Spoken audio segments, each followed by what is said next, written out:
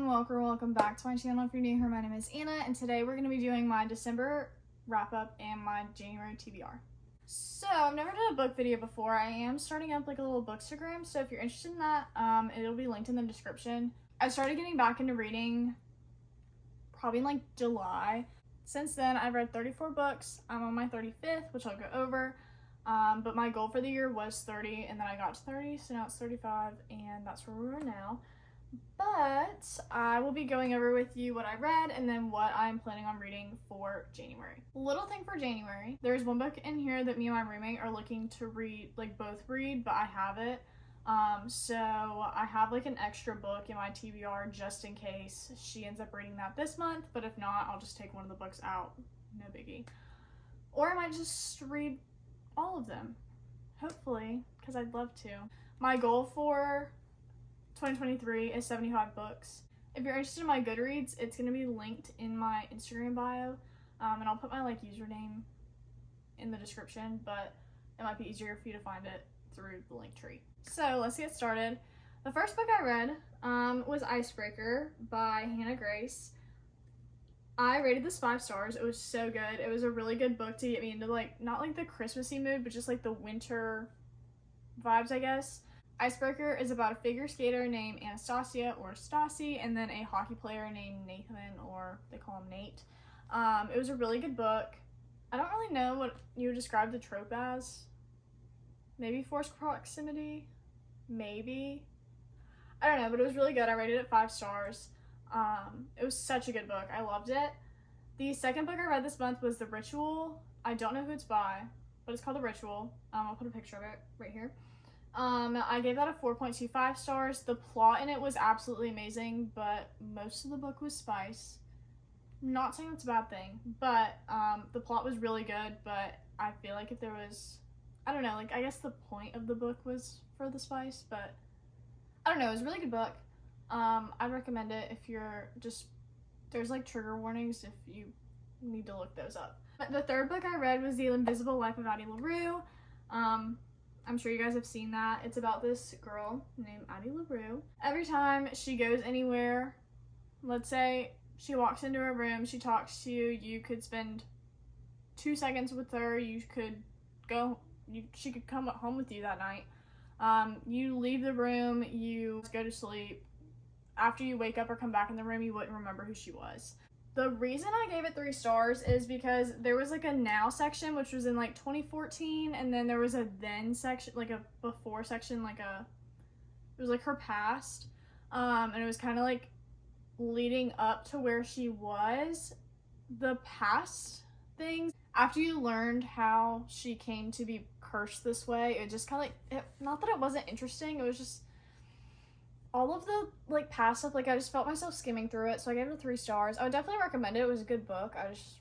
It just wasn't like that 4 or 5 star read for me. The book that I just finished, I think I finished it 2 days ago, is The House Across the Lake by Riley Sager. This is a thriller.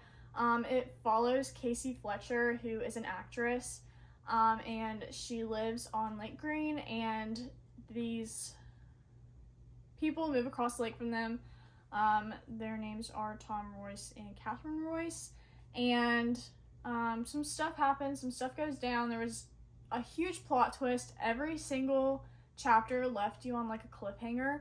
I gave this a 4.5 stars. It was a really good book. I really enjoyed it. Yeah, I gave it a 4.5 stars. Is that on the cover? Did I do that? I think I might have scratched this, but yeah.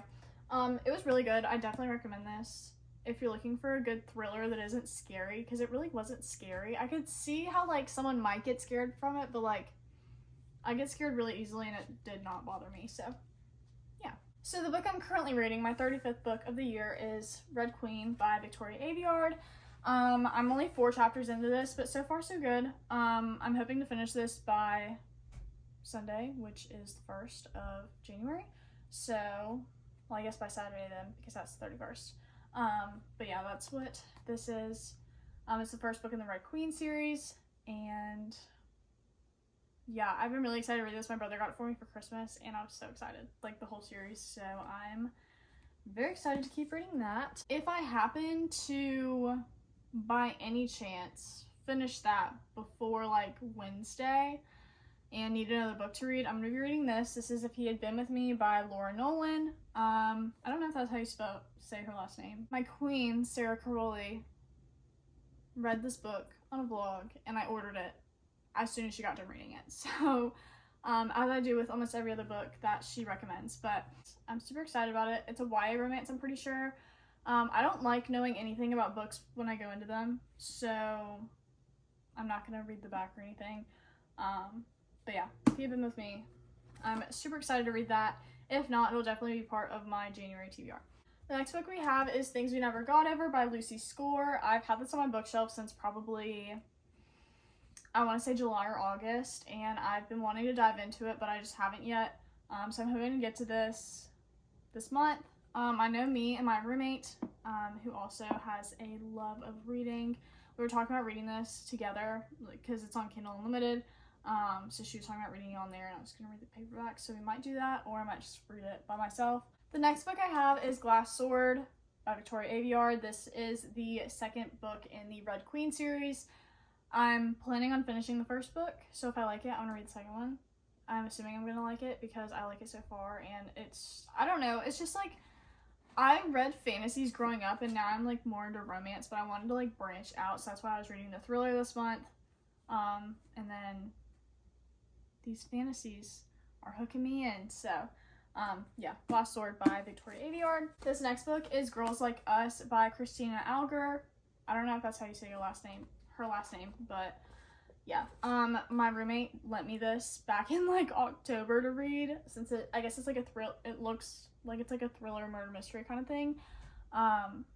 So I was supposed to read this back in October and I didn't, so I'm gonna read it this month so that I can give it back to her, since it's her book. So, but yeah, she said that she thought I'd really like it. This next book I have is the one I was talking about at the beginning.